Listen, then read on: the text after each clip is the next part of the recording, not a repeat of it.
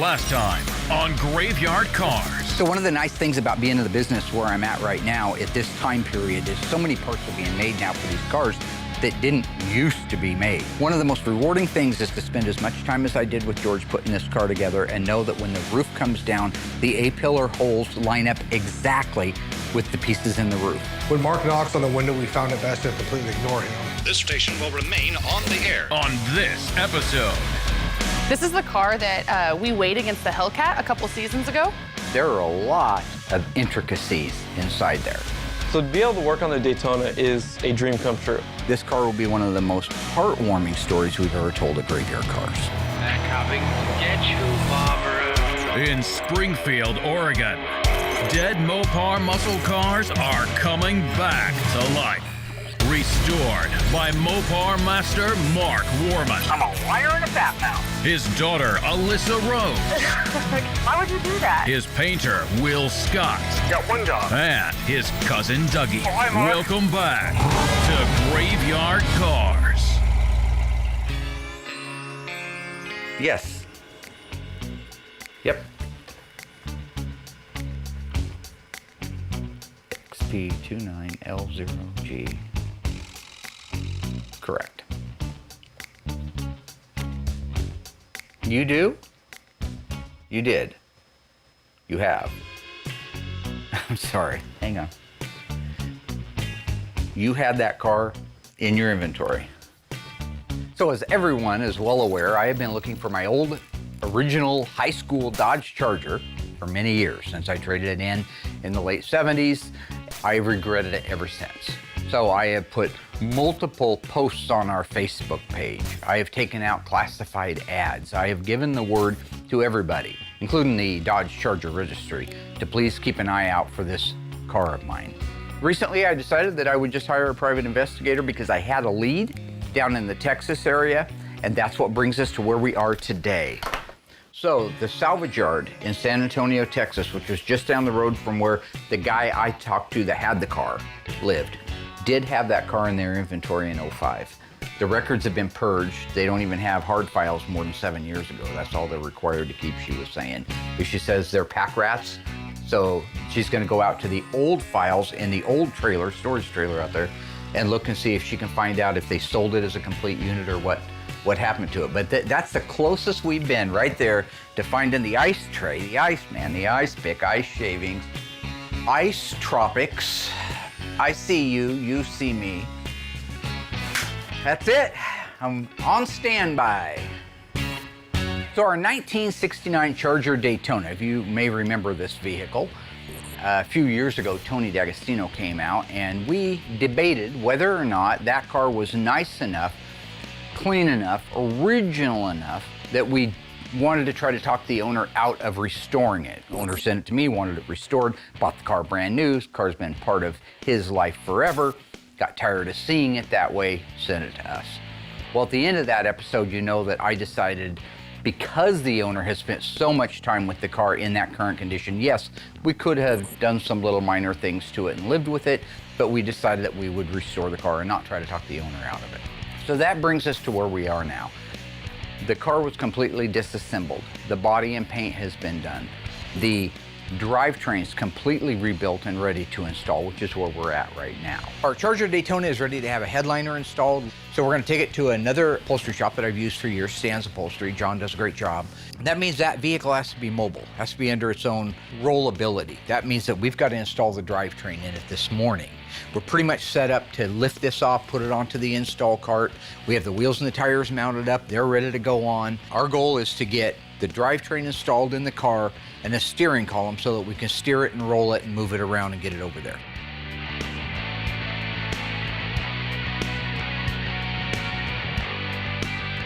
Now, when you're talking about the drivetrain for a Charger Daytona, there's nothing unique about this drivetrain because it's going in an XX29 NASCAR, okay?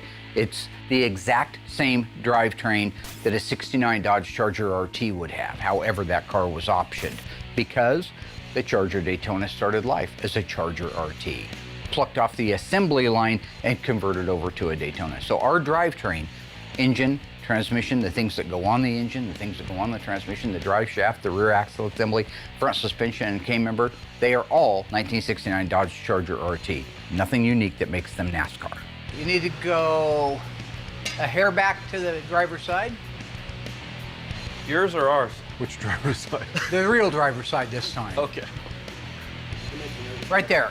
Originally now on this car, I thought, because I didn't read my notes very carefully from my original conversation with the owner, back when you see us do the review of the car and the inventorying of it and the decision making, I thought that it was a numbers matching car. It's not. The transmission is original, but the original 440 HP was destroyed early on in the car's life, and so the owner put a 72 440 in it. So when it came to us, it had a 72 440 HP in it. We have since taken all of that out, located him a correct date-coded E440 HP engine, and built it and dressed it out exactly the way that a Charger Daytona should look if you're doing it OEM correct.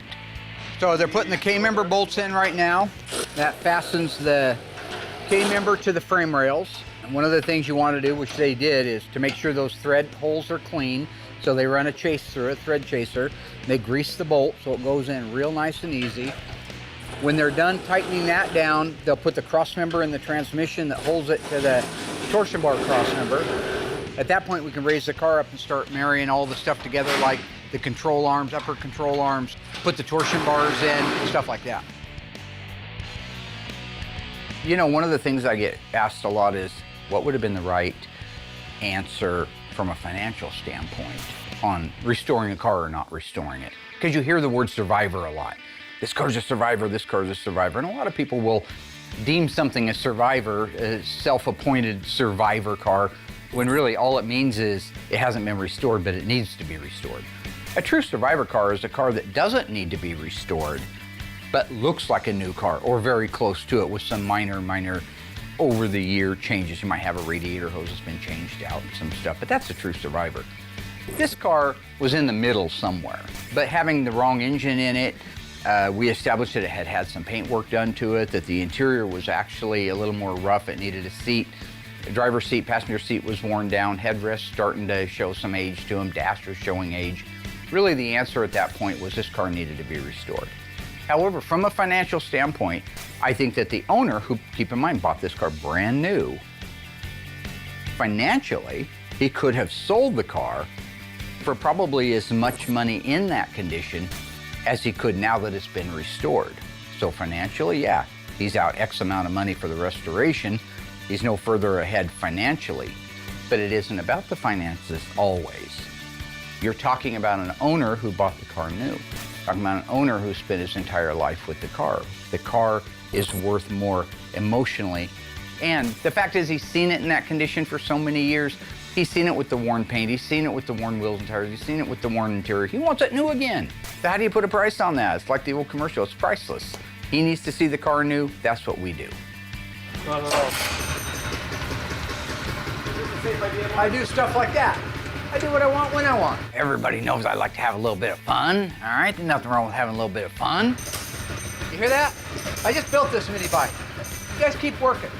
I want to ride a mini bike around the shop. I ride a mini bike around the shop. You know, what about that question?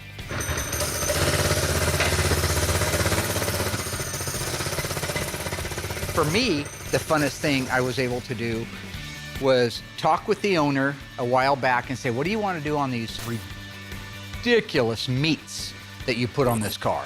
These, I think they were an M or an L50 14 in the back and some little hokey thing in the front. They were a 5-slot mag. They were probably, they're broken. I can't use them, but I think they were Anson mags, old school ones. But he said, if somebody's making them and you can get me a polished aluminum 5-slot, you can go with the widest tire you'd like. So I made the decision to go with the American Racing 5-slot wheel, 15.8 in the back, 15.7 in the front, and the back's gonna get a 275/60 R15. I just wanted to point out how these are my favorite tires right here. Oh yeah. BF Goodrich Radial TA. Yep. My favorite tires. The ones your daddy bought you when you were a kid. Yep. I bought Okay, them. you wanna go pop those out real quick? So the guys did a great job installing the drivetrain. Like I say, we've done quite a few of these, so it's not a big deal. So right now, The car has the drivetrain installed, the wheels and tires are on it. Justin will put the steering column in it just so we can steer it. It needs to steer. It doesn't need to brake, it needs to steer and roll. Because like I said, we have to take it over and replace it with the Super Bee that's at Stan's upholstery right now. So it gets the headliner put in, it comes back over here, and we're ready to do the final assembly.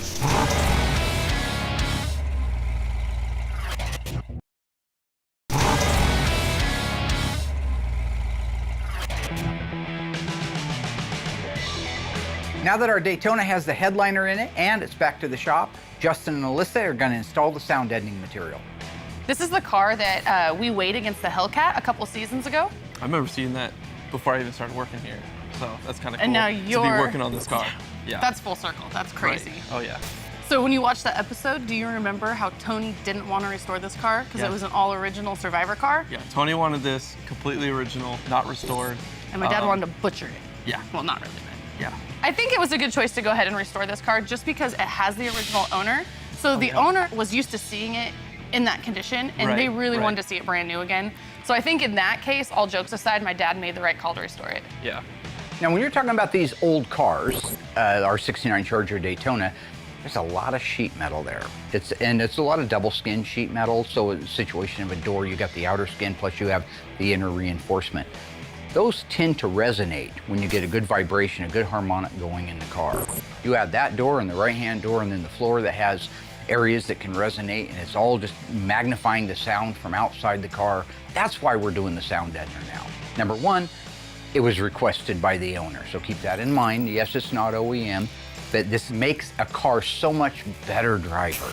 When you add that stuff to the doors, the insides of the doors, the insides of the quarters, the main floor, the under seat pan, you can put the sound deadener everywhere in the car, in my opinion, except where you see it. So you wouldn't want it on the insides of the quarter panels, that's fine. You wouldn't want it on the wheelhouses where you can see it. But if it's hidden, put it on there. In this case, we've got Justin and Alyssa working together, who have really become a sharp team. So maybe I can just get Alyssa out here to help me with all of them. No, I don't mind helping. Too far? Too No, far? I can help. I'll help. No problem. It's really a pretty easy job, so it was a great thing for me to jump back into the assembly room and do, and work with Justin too, because we've never worked together. So it's really fun to work with someone who also has similar interests. You also have young kids. Yeah, everything went smooth. Alyssa did an amazing job. She just kind of mimicked what I did on the other side. So couldn't ask for a better partner to help out with this. It's nice to see that Alyssa can jump from working with Doug on an engine, over to working with Justin, down to the body shop with me, up into the parts room, back down to quality control, and she's still great with customers out front. And I think it's really cool that he saw this car in the episodes back when he just watched the show. When they took this car to the weigh station with the Hellcat and kind of just did that shootout against these cars, you know, I was watching this episode with my father-in-law, who's now passed. So just being able to work on this car, seeing it on TV, you know, just sitting on the couch, and then now being here working on the car, it's just so cool. So at the end of the day, we are installing a non-OEM product in a very OEM car, but it's a good addition to it, and it's also blessed by the owner. In 1971, Dodge introduced the Demon. Built on the A-body platform, it was available with a slant six, 318, and the high-revving, high-horsepower 340. Standard transmission was a 3-speed manual. Optional was the 4-speed and the automatic transmission. True or false? 1971 was not only the first year for the Dodge Demon, it was also the last year for the Dodge Demon. If you think you know the answer, stay tuned. After the break, I'll let you know.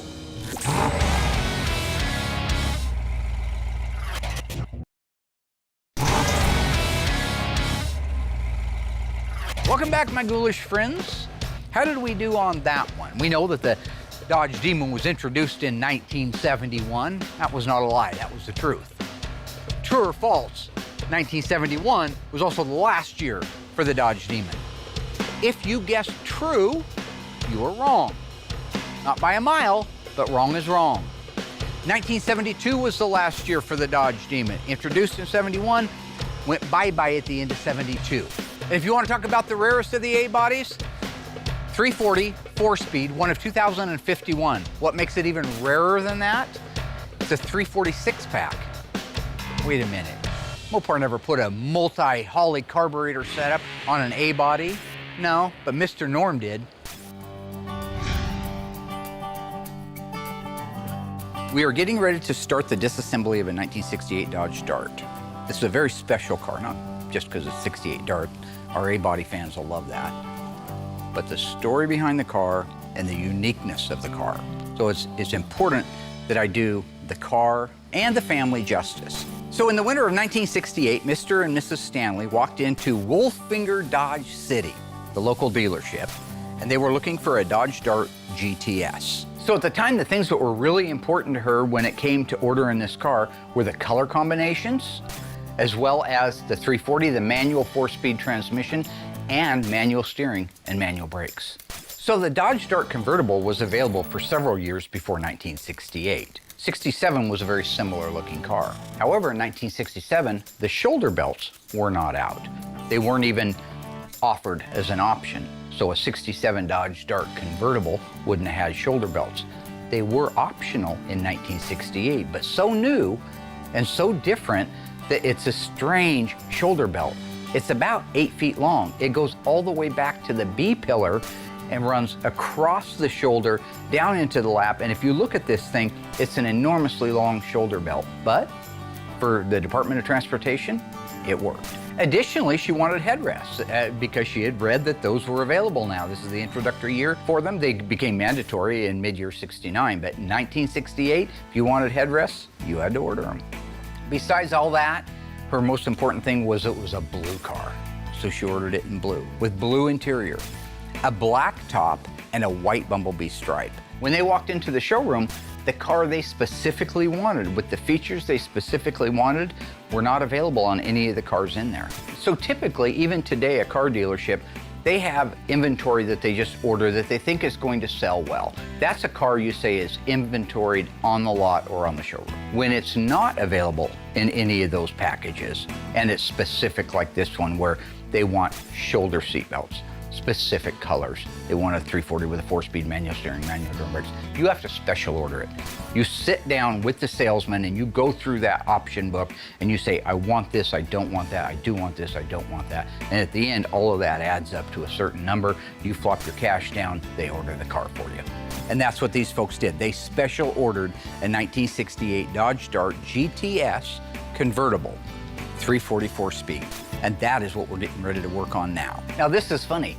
It's Mrs. Stanley that actually drag raced that car. That's right, for many, many years, she was a drag racer in it, which now makes sense why she wanted manual steering and manual brakes. Less weight, go fast, save a little bit of money at the same time. But when we talk about these cars being part of our lives and part of our heritage, I mean, she has race slips from when she used to go drag racing. I have got pictures of that car in the snow up to the windshield. I have pictures of their children sitting in the car. When I talk about the fabric of our lives, these cars being it, that car meant something from the minute they picked it up, the day it was done, until 1982, when the car was sold and disappeared. So when you're talking about 1982, you're talking about the United States was in a recession. Times were tough. They had children, they had family to feed. They needed to sell the car. It's one of the most common stories that you'll hear with people who no longer have their original cars. Life got in the way, and it did for them. So in 1982, they had to sell their beloved possession. So over the next 30 plus years, of course, no more did they get rid of it, and they were missing it. And we're in a position to be able to get it back. But unfortunately, they only saw the car one time in their little town after that. And they looked really avidly for it too. They'd take out classified ads, they'd talk to everybody, if you ever see this Dart, we're looking for it. But unfortunately, it just seemed to have disappeared off the face of the earth. All right, so you fast forward now to 2017. Mr. and Mrs. Stanley's son, Jack, he's driving along on this country road. He looks up, he sees something kind of catches his attention. And he can see that there's just a ton of woods and debris, but there are some cars up in there. And he takes a minute and his eyes have to focus. It's Mom's 1968 Dodge Dart GTS convertible. Right there in the woods with trees down around it, brush all over the place, crushed from the trees, spent decades out there, naked in the elements, is the car. The 68 Dodge Dart that they special ordered from Wolffinger Dodge in 1967. It's unbelievable. Here is the car. That's not even what he went up there for. He just thought maybe he'd find, an old Ford truck or something he could make a buck flipping. And there it was. So once he realizes what this car is, he gets closer, he confirms it, and this is really where the emotions for that family started. He went back and got Mom and Dad, brought them out there, and Mom couldn't believe it. Dad couldn't believe it. First thing she did was ran up to that car and hugged it. Which I would do too if I found my old Charger. I know it's an inanimate object, but there's a lot of memories in that car. And they pulled all the trees and the limbs and the brush and they dug it out and they loaded it on a car trailer. Next thing you know, it's kind of a complete car setting in their driveway. That's when the real story of the Stanley Dodge Dart begins.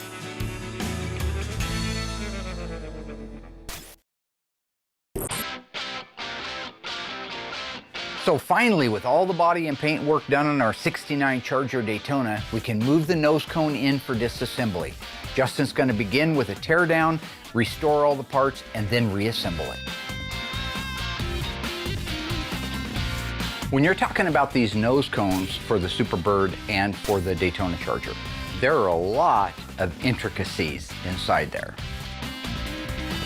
I got that seal out of the way, and what I'm going to start doing is taking pictures all the way down here and all this top filler plate. When I go to reassemble this whole nose cone, I know exactly where things were placed and how they were and what bolts were actually used.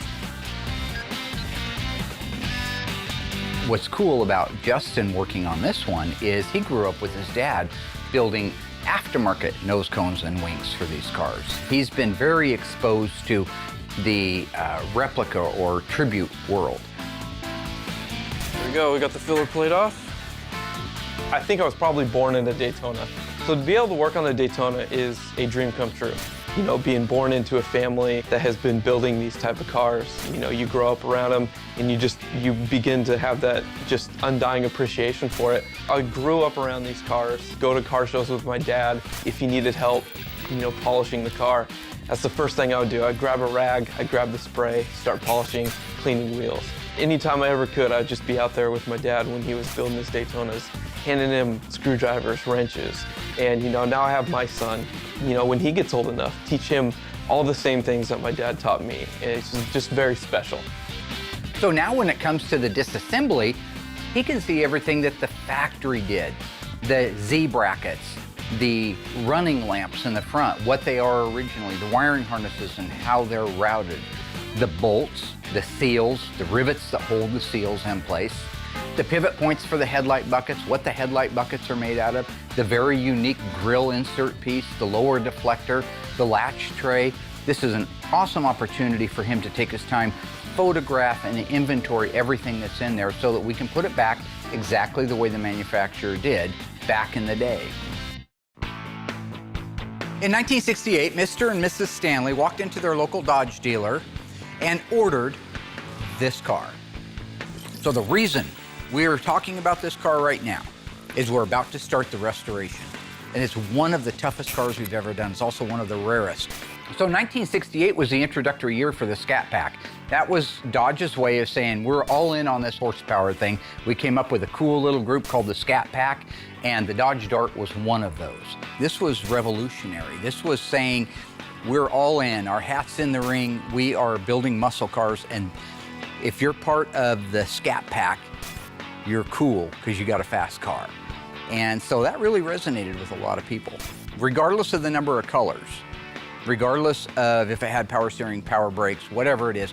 The fact that it's a 68 Dodge Dart GTS 344 speed make it one of only 44. So let's just talk about how cool the car is on its own merit.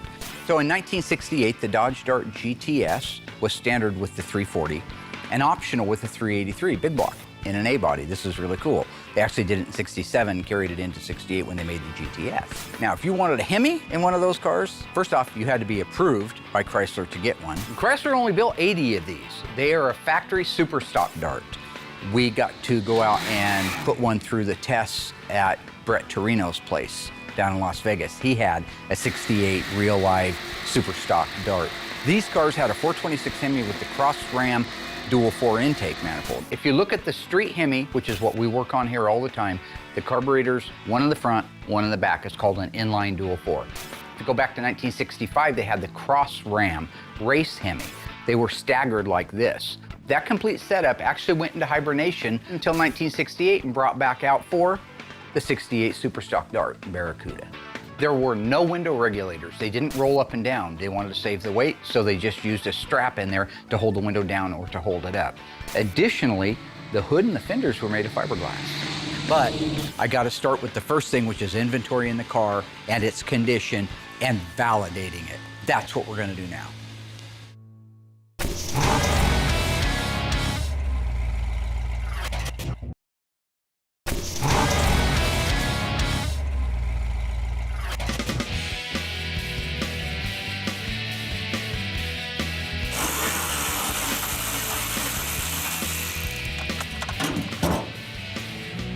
Dodge actually used some of the original components from other cars. The park lamps, they're actually from a 69 Valiant. And you can see that right on the lens. It says 69V, and the V stood for, Valiant, like X stood for the model of the Chargers. So the paint on these headlight doors are actually peeling. They're weathered. They're really, it's from 1969, so it's like 40 plus years old. If overspray got somewhere, it is what it is. They left it. One of the neat things about the Daytona is it is very original. If you look at the, I think it was the left-hand headlight bucket, it still had the part number stamped on the side of it. So we're documenting that so that when it's completely done, we can duplicate that part number. Even though you'll probably never see it in a million years, that's what we want to do here at Graveyard Carz. Because if somebody were to crawl up its butt with a microscope, or what was it Eddie Murphy said in Beverly Hills Cop? He was pretending he was a federal agent, and he said, I'm gonna get 100 federal agents, come down here and crawl up your ass with a flashlight. Can you say ass? So the disassembly of the nose cone went really smooth. I was able to get everything torn apart, and we're gonna lay everything out just to make sure everything gets labeled right and put back in the correct spot. Axel Foley. I'm back. Later, he did say Gondar, actually. Eddie Murphy, right? You can base your whole life around Eddie Murphy's little one-liners. So the car's been here for a couple of years. We've inventoried it, filmed it. I've gotten all the backstory and history on it. It's time now to inspect the car, make sure everything is the way it's supposed to be. So the very first thing I'll do is clean off the fender tag, take a look at the codes on it, make sure they match what the owner told me this car had. LS27 is the Dodge Dart convertible GTS. 52 is the tire size.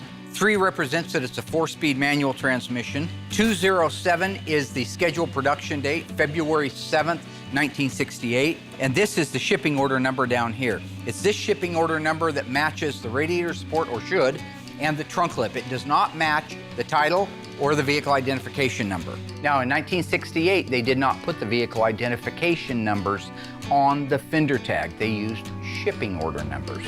In 69, they used vehicle identification numbers, but in 68 and prior, it's shipping order numbers. So here we have Bravo 8 Lima 164917, 164917. So those match. That radiator support started life with that fender tag, and you can tell that it's all blue. This is all factory blue. All this evidence here, this is good stuff. It all supports it as well. So now we have the fender tag, we have the radiator support, and we have the body colors to match. So that's all good stuff. This decal, if I can get the paint off of it in the key area, which is the left upper corner, will tell me a part number. That part number will coincide with the correct decal for the car. So for example, in 1968, 340 would have a certain emission decal on it. I'm looking for that number right now. Beautiful, still in good shape under here. Let me get, right there's the number. Let me clean that off the rest of the way. 2899845. That is the part number for an emission label for a 1968 340 4-barrel engine. So remember, Chrysler put 2 hidden body numbers on most of their cars. On the Dodge Dart, as on most of them except for the E-body, they put the last 8 characters of the shipping order number stamped into the trunk lip underneath here, which is where the weather strip goes. So I gotta clean that off. Looks like they've already sanded on this before, and there it is. Bravo 8164917. So this trunk lip, which is blue, QQ1 blue, which matches the original paint quarters, which matches the original paint firewall, which matches the fender tag and the upper cowl panel and the upper radiator support, all tell me this car is a real live 1968 Dodge Dart GTS 340 4-speed. Now, some of the other cool detailing points that we want to get. Here you can see the remnants of what's left of the bumblebee stripe. You'll see how it's cut down here, right where they cut them at the factory. They didn't let them hang all the way over. If you buy your graphics, like we get ours from Phoenix Graphics, they come a little long. You have to figure out where you're going to cut them. We always try to cut them exactly where the factory did if we have evidence of it. Well, now we have evidence of it. Here you can see the original white stripe as it fades out, starts to show the original primer underneath it. Little signs of the adhesive still left on there. That bumblebee also started life on this car. So here you can see the entire trunk floor is completely rotted out, everything. Go over here, there's nothing left.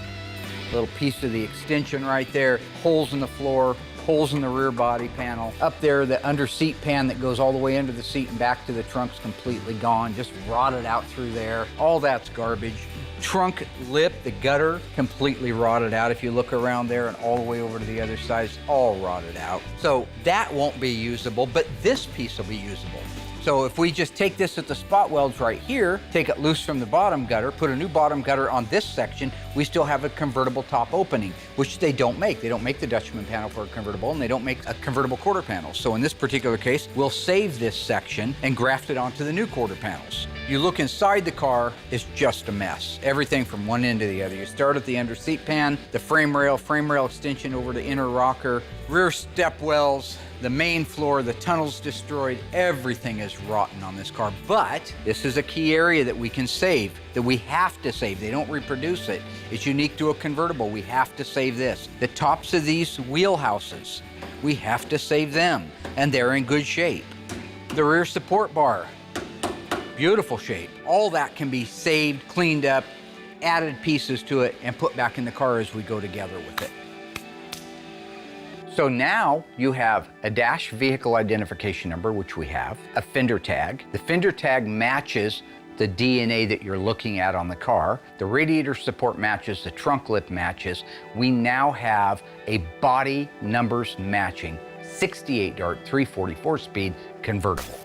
Done, this car will be one of the most stunning little A-bodies at any show on the planet. But it'll also be one of the most heartwarming stories we've ever told at Graveyard Cars. The 1971 Dodge Demon was certainly a cool car, especially one like this, a 340 and a 4-speed, Hemi orange. I mean, that's just about the neatest A-body made. However, no part of the body of this car was really designed to be just a Dodge Demon. The quarter panels, in fact, the entire body shell back, including the roof, is a Plymouth Duster. The fenders and the hood are off of another car. What car donated its body parts so that this car could become a real live demon? Was it Corvette, Charger, Challenger? Think you know the answer? Stay tuned after the break and we'll find out together.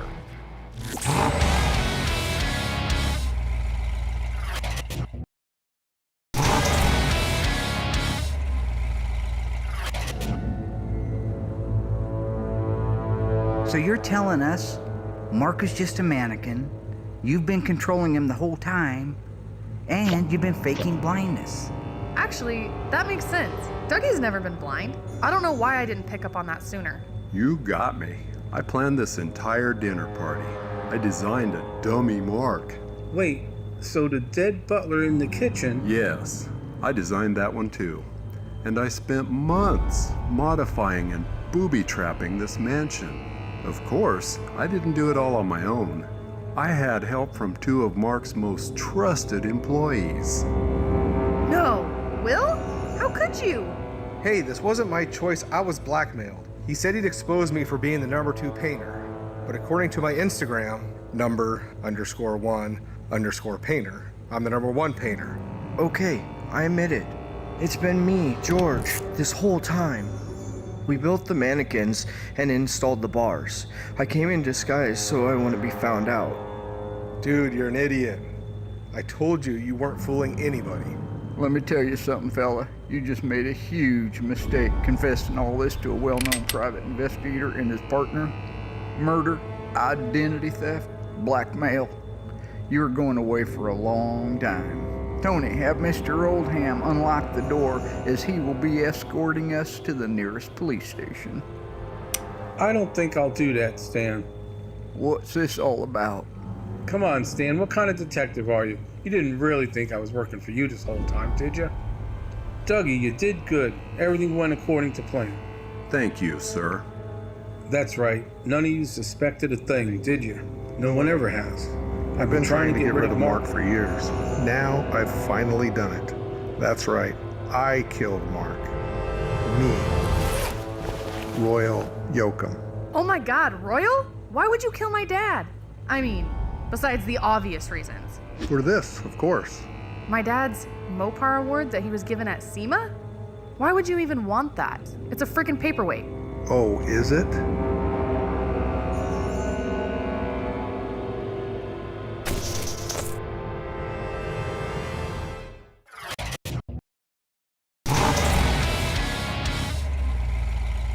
All right, ghouls, welcome back. How did we do on that trivia question of the little A-bodies? The fenders and the hood are off of a Dodge product, while the body itself is a Plymouth Duster. What Dodge product donated its fenders and hood for this car to come to life? Was it Coronet, Charger, Challenger? If you guessed Coronet, well, frankly, if you guessed Coronet, Charger, or Challenger, you're wrong all the way around. That was a trick question. It's actually a Dodge Dart, the only other A-body that would be available that would fit on this platform. We have a Plymouth Duster body dressed with Dodge Dart fenders and hood. And grill too, if you want to get technical. Okay, so tomorrow, our 1971 Plymouth Cuda 340 3-speed, one of 13. 8 ever built, leaves to go home finally. Next time you should let me know. Well, you should do your research. Just saying. Our 1971 in Violet Cuda convertible 340 3-speed was done last season. Number one, we're in Oregon, so just because a car is done and we can show it inside, you'll notice if you go back to the footage, we weren't out driving it around because it was a monsoon outside. While the rain and the sleet and the hail was going on here in the winter at Graveyard Carz, Alyssa's job is to QC everything. Just because we say it's done on TV doesn't necessarily mean it's ready to be shipped to the customer. Alyssa and I were able to take the car out and go for a really nice road test. Her job has been to make sure that, down to every conceivable detail, that the car is right cosmetically and to the best of her ability, mechanically. Car feels good. Everything feels right about it. I like it. How the brakes feel good? It's a manual clutch? drum brake. They're tough. You really got to press on those things. But you have to road test these cars. They have to be out on the road. You got to go over railroad tracks. You got to go weave in and out of the shoulder to hear squeaks and rattles and bumps. You got to go over speed bumps. You got to hear things. You got to make sure that the car is really ready to hand back to the owner. That's what we're doing now. It's fun for me to be able to drive around with my daughter in a 1 of 8 car and let her experience some of the things, the feel of a car. She hasn't got to drive a convertible by herself yet. I ain't never gonna die. Well, someday. Yeah, not really. This thing drives nice. Real nice. It sounds like it. Just a little bit of stumbling on the acceleration. I have to set the timing in the secondaries and then it's done. You want me to write that in a note? Yeah, timing and secondaries. My mom taught me how to drive a clutch because she has more patience than my dad. An easy driver. One thing is it's a 3-speed instead of a 4-speed, so it's a lot less shifting. It's a lot easier maintenance. This is a good combination right here. There's nothing wrong with that 3-speed. It was neat that she was able to get in the car and drive it. I felt very comfortable that she knew what she was doing, for the most part. So I just want to be on the record. Your mother taught you to drive. You know what shift. Rest my case. Woo! Yeah, woo! Now you know you got to be careful up here. I see what you mean with those brakes. Yeah, they're just manual drum brakes. I'll say it again. MDB, manual drum brake. MDB, manual drum brake. Now what you gonna do here? I don't know. Oh no. Should I go in a circle? The car drove phenomenally. All of the QC work that Alyssa made sure everybody dotted their I's and crossed their T's really paid off in that road test. It's important that if you turn the left turn signal on, that it works and that it cancels. That's a simple little thing. Make sure that the radio works, not just inside the building, but outside the building. Make sure that all of the lights work, all of the systems work in the car. Do all the gauges work? Does the speedometer jump when you're going down the road because the cable needs to be lubricated or it's old and worn? Those are all the reasons for the road test. And this car passed every single benchmark for quality, every single one, without hesitation. This car is ready to be delivered to the owner.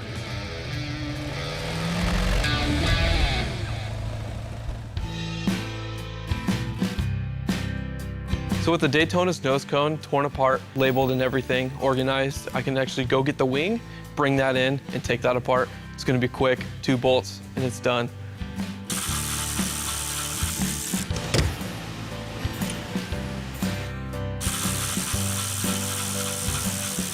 So years ago, when we were doing Tom Partridge's Charger Daytona, the red one with the white wing, I learned quite a bit about the functionality of it. Number one, growing up, because I didn't know, I thought that the Superbird and the Daytona used the same wing. They look very similar, but if you actually back them up next to each other and look at them, there's a considerable difference between the two. But the one thing that isn't different about it is how it functions. All they did was the top plane that goes across it. If you look at it from the side, you'll see that it has this shape to it, kind of a half round moon shape, and the top is flat. That's the same principle as an airplane wing, except because they want downforce on the car, they flip it over. So on a Daytona Charger, that little shape right there is on the bottom and the top is flat. If you wanted it to lift up, you just flip it over and it would cause it to lift up at high speeds. So that's kind of a cool thing. But the Daytona wing is made out of a cast aluminum, all 3 pieces. It uses a hex-headed bolt on each side, and it is adjustable. So in a real NASCAR, you'd want to adjust that around there based on, you go around the track a few times and maybe it's a little soft in the back and it's starting to slide out. You would adjust it for more or less down pressure. It's really a cool functional piece. Now that we have the nose cone completely disassembled and inventoried, photographed, as well as the wing, we can move it into the rest of the shop for restoration work. I am so glad that everybody gets to ride along real time for this. I mean, granted this is gonna air a few weeks after it's happened, but I am on standby to find out, confirm that this company, this wrecking yard down in Texas, did have my old car and where it went. So I'm completely thrilled to be doing this and sharing it with all of my beloved ghouls out there in Graveyard Land. Hello there. Yep. Okay, lay it on me. What'd you find out? Okay.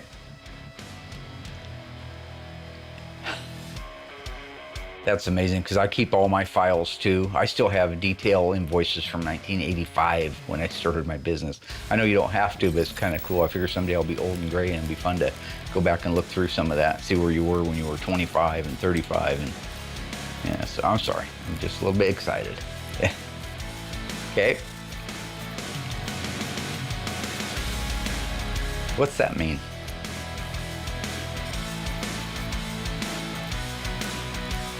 What is that?